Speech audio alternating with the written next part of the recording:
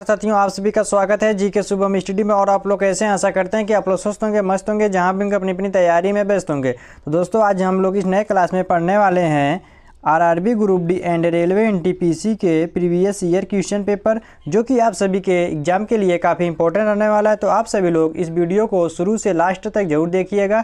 यदि आप लोग इस चैनल पर नए जुड़े तो चैनल को सब्सक्राइब और लाइक करना मत भूलिएगा, जिससे सभी क्लास का नोटिफिकेशन आप लोग के पास सबसे पहले जरूर पहुँचे। तो चलिए दोस्तों, स्टार्ट करते हैं। आज का पहला क्वेश्चन है पुष्कर मेला।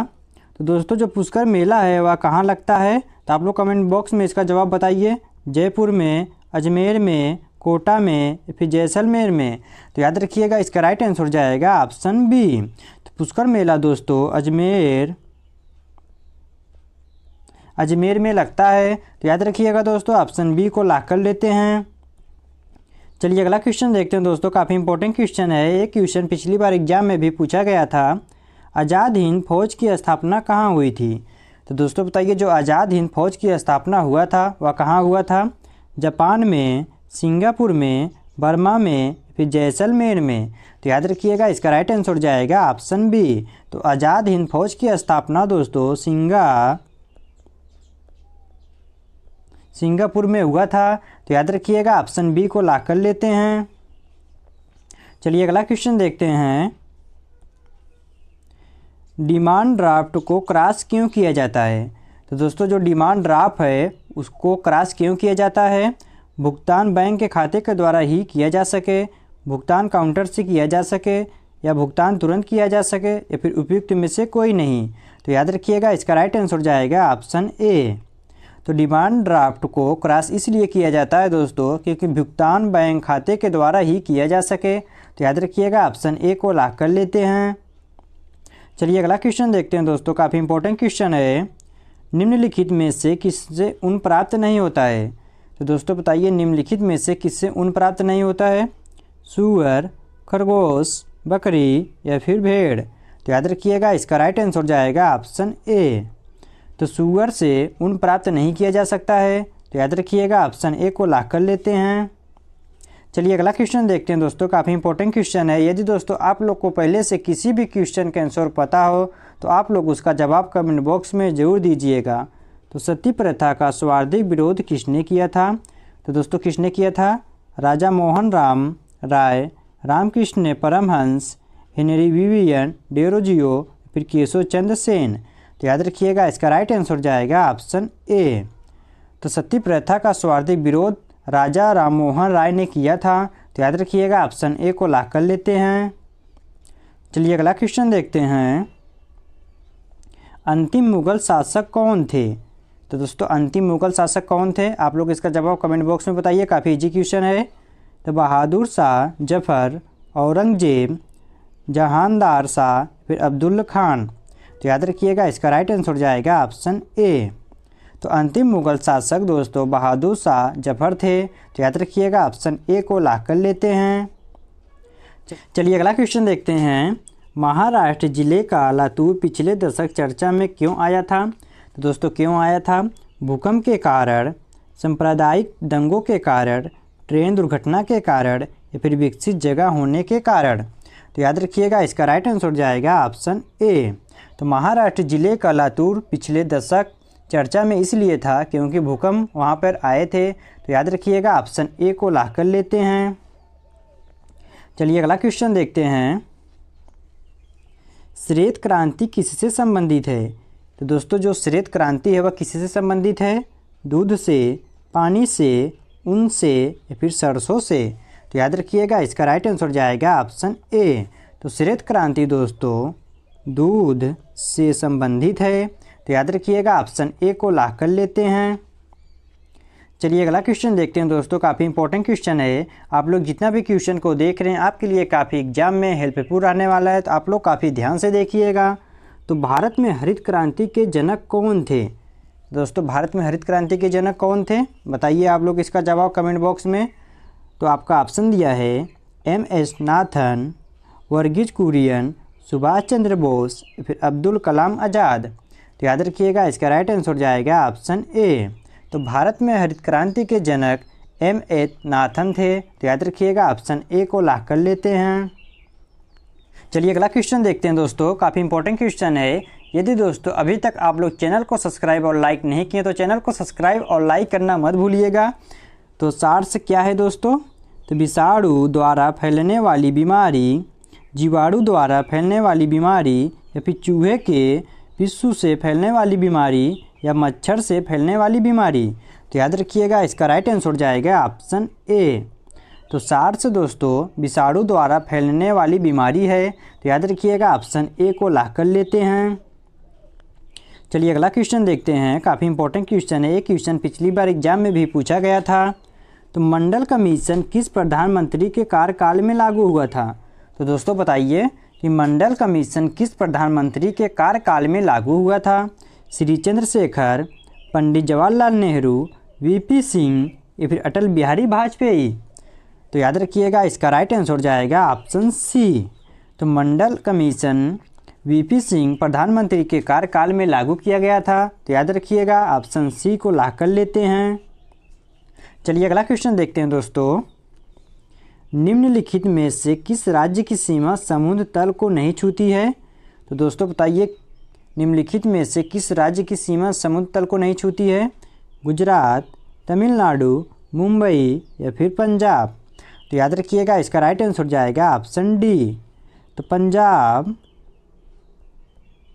पंजाब राज्य की सीमा समुद्र तल को नहीं छूती है। तो याद रखिएगा दोस्तों ऑप्शन डी को लॉक कर लेते हैं। चलिए अगला क्वेश्चन देखते हैं दोस्तों, क्षेत्रफल की दृष्टि से भारत का स्थान कौन सा है? तो दोस्तों बताइए क्षेत्रफल की दृष्टि से भारत का स्थान कौन सा है? पहला, पाँचवां, छठा, या फिर सातवां। तो याद रखिएगा इसका राइट आंसर जाएगा ऑप्शन डी। तो क्षेत्रफल की दृष्टि से भारत का स्थान सातवां है। तो याद रखिएगा दोस्तों ऑप्शन डी को लॉक कर लेते हैं। चलिए अगला क्वेश्चन देखते हैं दोस्तों, जाकिर हुसैन का संबंध था। तो दोस्तों जाकिर हुसैन का संबंध किससे था? आप लोग बताइए इसका जवाब कमेंट बॉक्स में। सितार से, तबला से, बांसुरी से, फिर मृदंग से। तो याद रखिएगा इसका राइट आंसर जाएगा ऑप्शन बी। तो जाकिर हुसैन का संबंध दोस्तों तबला से, तो दोस्तों जाकिर हुसैन का संबंध तबला से था। तो याद रखिएगा ऑप्शन बी को लॉक कर लेते हैं। चलिए अगला क्वेश्चन देखते हैं दोस्तों, काफ़ी इंपॉर्टेंट क्वेश्चन है। लाल बहादुर शास्त्री का समाधि स्थल है। तो दोस्तों लाल बहादुर शास्त्री का समाधि स्थल कहाँ पर है उसी को आपको बताना है। आपका ऑप्शन दिया है राजघाट, शक्ति स्थल, विजय घाट, या फिर वीर भूमि। तो याद रखिएगा इसका राइट आंसर जाएगा ऑप्शन सी। तो लाल बहादुर शास्त्री का समाधि विजय घाट में है। तो याद रखिएगा दोस्तों ऑप्शन सी को लॉक कर लेते हैं। चलिए अगला क्वेश्चन देखते हैं, स्वेज नहर जुड़ती है। तो दोस्तों स्वेज नहर कहाँ पर जुड़ती है?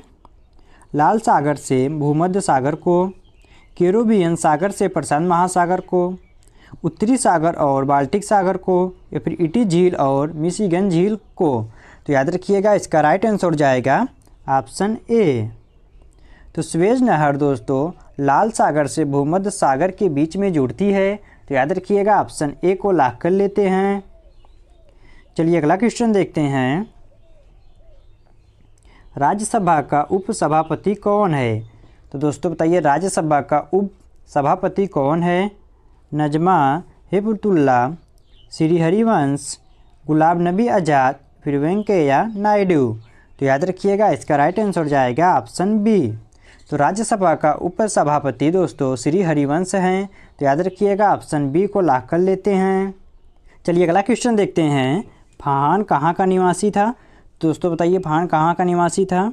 भूटान, चीन, या फिर भारत। तो दोस्तों ये भारत है, भारत नहीं है, याद रखिएगा, या फिर उज्बेकिस्तान। तो याद रखिएगा इसका राइट आंसर जाएगा ऑप्शन बी।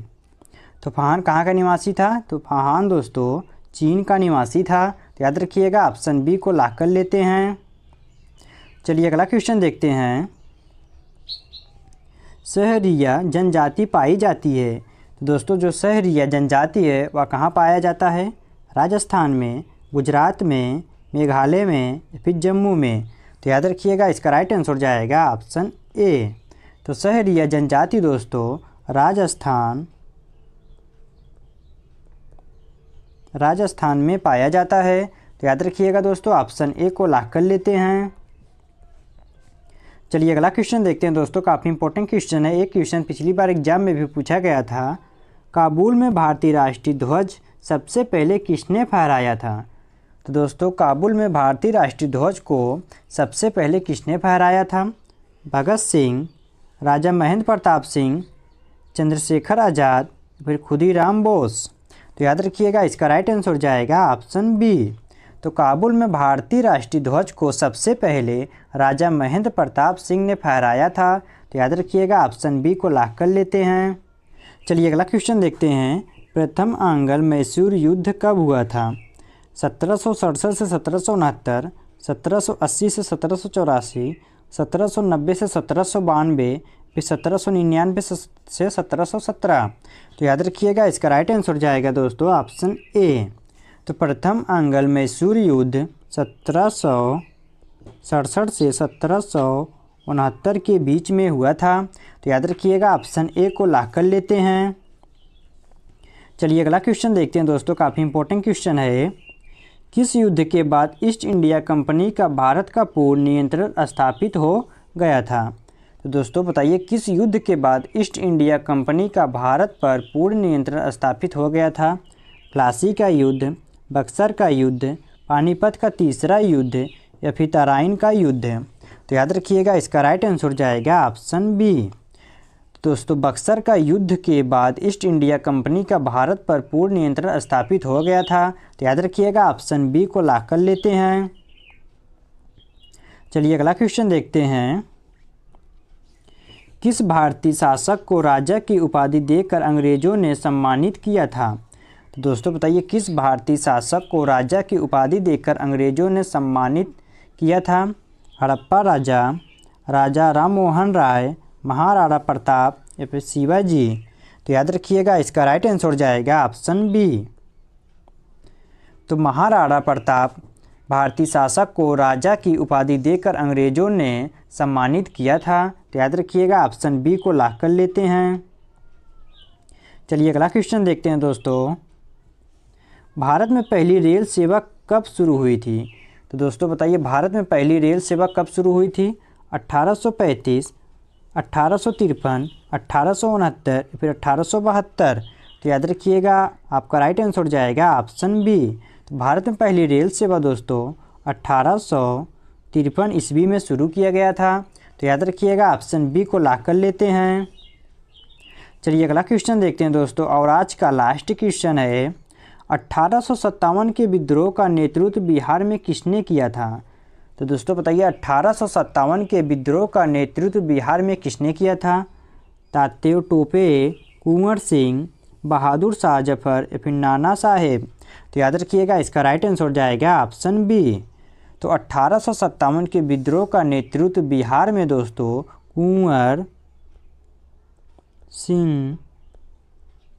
कुंवर सिंह ने किया था। तो याद रखिएगा दोस्तों ऑप्शन बी को लॉक कर लेते हैं। तो दोस्तों आज के लिए इतना ही, आज इस क्लास को यहीं समाप्त कर रहे हैं। यदि आप लोग को वीडियो पसंद आए तो वीडियो को लाइक करना, शेयर करना, और हाँ दोस्तों चैनल को सब्सक्राइब करना मत भूलिएगा, जिससे सभी क्लास का नोटिफिकेशन आप लोग के पास सबसे पहले ज़रूर पहुँचे। दोस्तों आप सबसे मिलते हैं अगले वीडियो में, तब तक के लिए जय हिंद, जय भारत।